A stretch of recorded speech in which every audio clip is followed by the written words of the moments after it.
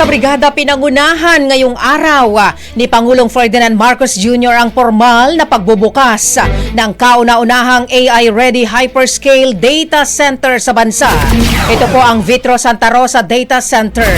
Isa itong purpose-built hyperscale facility na may kapasidad na 50 megawatts.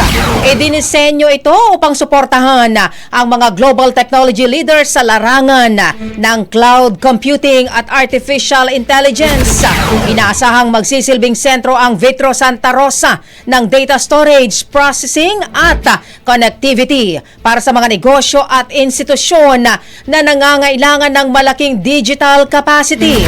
Sa kanyang talumpati, sinabi ni Pangulong Marcos na ipinapakita ng pagbubukas ng VSR Data Center na handa na ang bansa na tumanggap ng malalaking tech companies sa buong mundo at kaya na nating makipagsabayan sa ibang mga bansa pagdating sa larangan ng teknolohiya.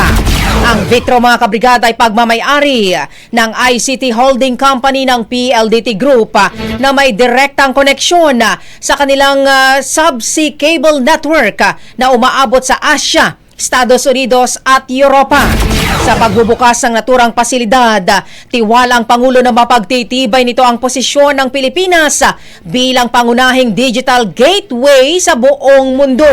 Mahalagang hakbang rin ito sa pagpapalawak ng digital infrastructure ng Pilipinas, kasabay naman ang pagpapakita sa kahandaan ng bansa na tugunan ang lumalaking global demand para sa cloud at AI services habang itinatampok ang Pilipinas sa mga technology investors bilang strategic hub para sa digital expansion.